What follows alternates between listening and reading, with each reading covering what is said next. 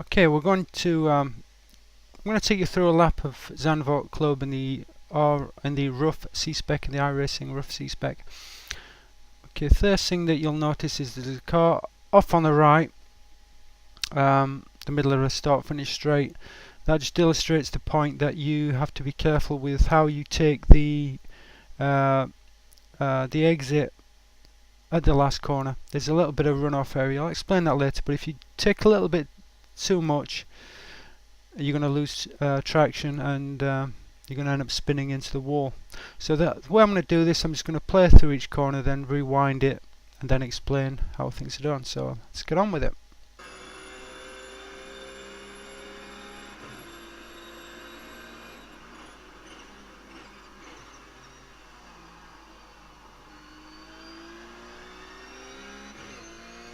Okay, that's the first corner. I'm just going to rewind it back to the start. Okay, the first thing that you're going to be looking for when you're coming down the straight for the first corner is your brake marker. Now, the brake marker that you use is kind of going to be dependent on your brake balance. I've seen people brake later than I do, and I think that's because they've got brake balance further forward. For me, if you look at that, the Marshall's hut on the left with Tango across it, with the 100 mark a little bit further forward, I tend to brake just as the nose is about to hit this shadow that's coming. There's a horizontal shadow coming straight across the track. Sometimes you can just see the tip of that just touching the outside of the track. Sometimes it goes straight across. Obviously you probably shouldn't be using shadows for brake markers, but that's a really convenient point, and it's always going to be there. As I say, the shadow is going to vary in length depending on the server you join, but it's always going to be there one way or another. As I say, I tend to brake just as the nose of the car touches that shadow. Then it's a case of getting hard on the brakes. I think it's down to first gear. No, actually second gear. From 6, you'll be on 6 at this point. Brake, brake, brake. You've got to kind of get a feel for the brake and how you need to brake to keep the car nicely balanced. You're going down to second in the end. The point of this is to get the car rotated around the apex nicely, and if it's not in balance, then you're going to struggle to get it to turn in. So it's very straightforward in that sense. In this instance, I don't quite get it tight on the apex. You're looking for a balance between being as far off from the apex that you need to be able to get the car rotated around it. I've experimented with kind of being tight on the apex and kind of going diagonally across. I've tried sticking wide left. I think it's probably going to be somewhere in the middle. I don't quite have it down at the moment, but you want to rotate. It's very important that you use the brakes when the last bit of brakes. You're trail braking into the corner. You're just lifting off the brake gently and just enough to get that to get the nose rotated around the apex. You've got to get the nose tight on that apex, rotated, so that you can then get on the gas hard on the exit. For the run up to the next corner. I'll just go ahead.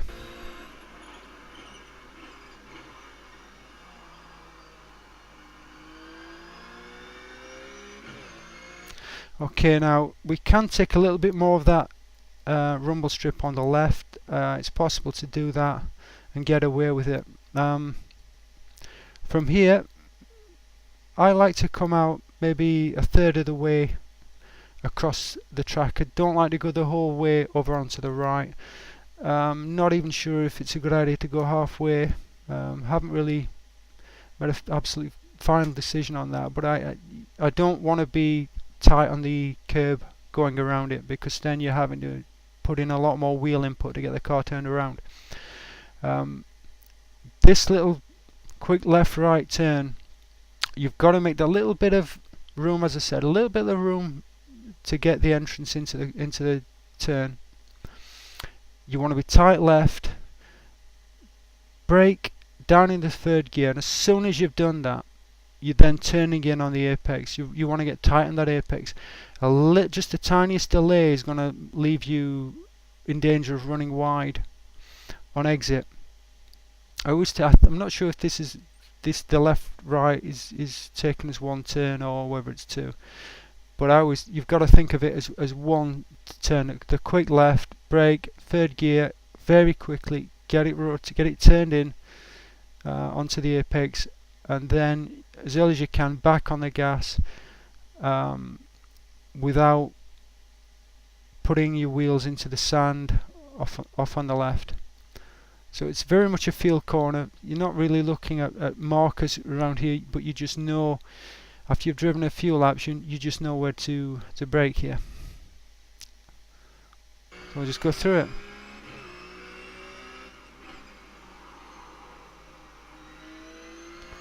Okay, we are for the hairpin. I'll just run through it and then come back.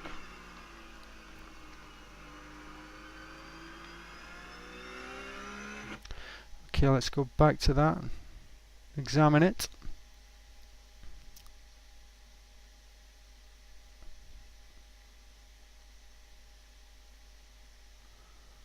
Okay, now you see we've exited the corner. Could have gone a little bit wider on the left, but what we're trying to do is just get a little bit of elbow room, maybe again a third to a halfway across the track. Now just ahead there's a cloud in the track. You can see that discoloured kind of cloud. I think it's just as I'm about to hit that, then I'll brake and go down a second. The easy mistake here to make is to wait until you're right on top of it, then brake. Then it's more difficult to get yourself rotated tight on the apex. The important thing is here to rotate around the apex. A tricky part of this corner is if you enter it from a wide angle, the roof column on the left gets in the way of the apex, so it's very difficult to actually see the corner apex, and you can kind of get a little bit lost. So I find it's important to brake nice and early, get it down to second gear, and make sure that I rotate around that apex. With all these slow corners, it's vitally important that you keep up your momentum. You don't allow yourself to drop too far back. But again, you've got to make sure that you're tight on that apex. You want to be getting back on the gas as early as possible. Then you corner exit wide on the right. You've got to be careful with that kind of matting area on the right. I think it is kind of rumble strip matting area that it's easy to lose traction and end up spinning across the track. I tend not to take too much of it on my laps. I might just brush it a little bit. I've seen people take more of it. I'm not confident enough to take more of that. Anyway, let's run through it.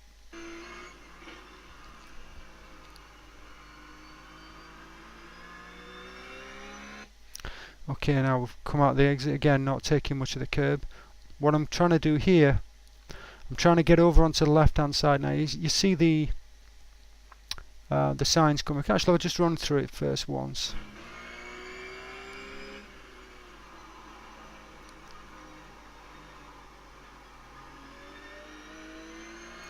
Okay, I'll run through it. It's quite a bit to think about there. This is quite a tricky corner, and there are more than one ways to attack it. The way I'm going to explain here is to keep tight on the inside. It's also possible to go wide on entrance and then take a straighter line up to the chicane. Either way is quite usable. As I said, exiting the corner on the right, I'm going to go across the track to the left. It's a tricky part. Now if you see just ahead of the car, there's again that discoloration in the track. What I'm going to do is I'm going to, just as I get to the end of it, about here, then I'm going to brake and I'm going to go down in a second gear. No, in fact I don't. I actually leave it in third gear for this. So I'm braking hard, turning nice and early on that apex, and what I'm trying to do around the apex is just trying to cling to it. The way I do that is by a little bit of use of the brake. Again, trying to keep the momentum up, just little dabs of brake just to keep the nose of the car rotated. at the end of that, let's just go forward a little bit, because this is quite a tricky corner. You see I'm keeping tight on the curb. Now here we are, we're coming to the end of this. You can just see the end of the kind of curbing, the apex there. As I reach that, that's the point I know I can get back on the gas. I try to be as hard as I can on the gas on exit from that point, and I'll kind of swing a little bit left. You don't want to go too left that you're going to obviously go onto the grass, but you want to hit the rumble strip on the left hand side of the track opposite the chicane with a little bit of rotation in the car. It's very, very important to get the car rotated a little bit on that rumble strip for your entry into the chicane. So just again move it forward a little bit. See I'm a little bit wide left, trying to just a little bit of steering input. Should actually be a little bit wider on that rumble strip there. I don't quite get the line right. I should be a little bit more rotated in actually. But as I reach this point, you see I'm a little bit rotated and I'm not square on the curbing. They've got a little bit of steering input, and I'm going to attack that the apex, I suppose you could call it, the start of the curb on the start of the chicane, to get a better line in through the chicane. I'll just run through it once and see how it goes.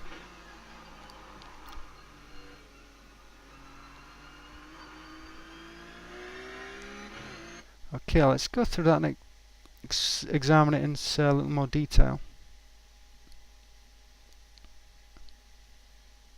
It's quite a tricky section to get quite right. Okay, so here I am at just at the turning point.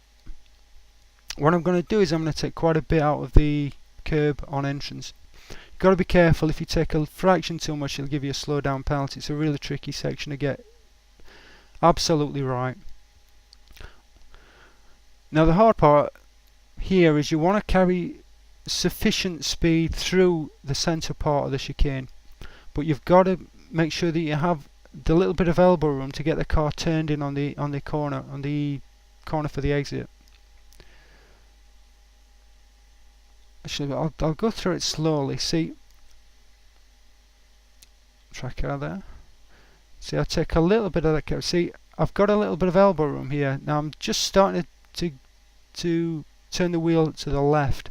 What I'm trying to do, see, if I hadn't had that car rotated at the beginning of that little bit, I would have been straighter on the curb here, and I would have had to have turned it to the right slightly just to get a little bit of elbow room for the left turn. But as it is, I can start to rotate on this curb. I just want to keep it on that red and white striped curb. I don't want to go past that. But what I'm trying to do here is I'm just again using the brake a little bit. I'm just trying to get the car rotated enough so that I can then get back on the gas firmly for the corner exit. Corner exit's a little bit tricky. Again, if you take too much of that curbing and matting area on the right, you'll spin the car, so you've got to be a little bit careful. This is how it works out in slow motion. See, I'm just rotating on that, looking for the acceleration point. Again, I could take a little bit more of that curbing, but not confident enough to do it. But that's that corner. Okay, we're up to the second last corner now. This is quite an easy corner. I'm just going to run it forward a little bit further. Got some good markers on the left. Just going to play through it.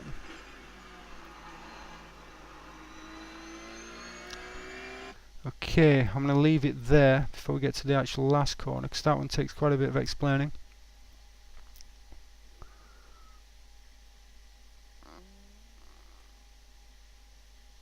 Okay, now here I am coming down here.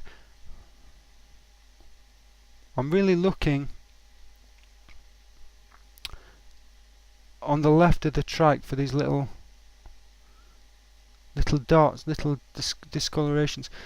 If you look quite a bit further forward, you can see the curbing, that little red and white striped curbing around the kind of yellowy grass. Just a bit in front of that is a kind of a darker area with some kind of black grass. Then there's a gap, a green gap, and then there's another kind of black area of grass. The second area that's closest to us, that's where I brake and go down a third gear. Any later than that, and I find it very difficult to turn in. Your turn-in is really across the apex. You want to cut across there. There's a kind of steel matting there, and you want to cut across that in order to maximize the turn. It's not all that difficult. It's probably the easiest corner on the track to get right. It's not a very difficult one, but you've got to make sure that you have a good brake marker so you can repeat it every time. I'll just play through it. In fact, I'll go through it in slow motion again. So I'm braking, turning it in hard here, and it's kind of the important thing here is you don't want to go too far left. You can take that curbing, but you don't want to go too far left, because again, if you lose that little bit of traction, it's going to go to the right. The car's going to go to the right. You're going to end up in the wall. So it's important not to take too much. Okay, now up to the actual last corner. This is a vital corner to get right. The way I approach it is I'm coming down here. In fact, I'll just play through it. Normal speed.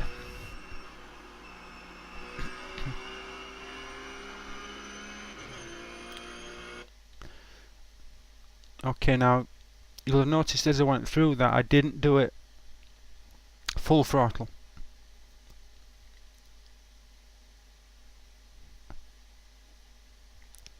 Okay, let's get back onto this curbing here. Okay, now you'll be going up to fourth gear, I think it is here. You've got to turn in nice and early. You can't leave it too late. If you leave it too late, you'll be struggling to get onto the apex. There's a little bit of curbing on the inside, and you've got to be tight on that. You kind of divide this corner into two sections. There's the first bit running up to the apex, and then there's the second bit after the apex. Up to the apex, you can't really give it 100% throttle. At least I can't. If you take more of the curbing and rotate a little bit better, then perhaps you can give it more gas than I'm giving it. But personally, I think most people, actually, even the really fast guys, will just not quite give it 100% through here. They'll just be still giving it gas, but just not giving it 100%. Then you get to or approaching the apex, and that's when you get full back on the gas again. On corner exit, again, you've got to be careful with that, with the combination. I think it's a rumble strip, and then it's kind of that steel matting. It's very easy to get a 1x if you just take a little bit too much. But again, it's very important corner to get right, because it really makes a big difference for your lap times. I'll just go through it slowly. You can see how this one works. So I'm just applying some decent amount of throttle here. Now here's the apex. This is when you start really hitting the power down. You got to be tight there, hard on the throttle, a little bit of steering input, still straining up the wheel. Could have taken a little bit more corner exit, and from there on, it's just straight down the start finish straight and over the line. And that time was 1.02.020. So it's very close to getting a 1.01. Anyway, that's a lap of Zandvoort Club in the iRacing Ruf C-Spec. Hope you found that useful.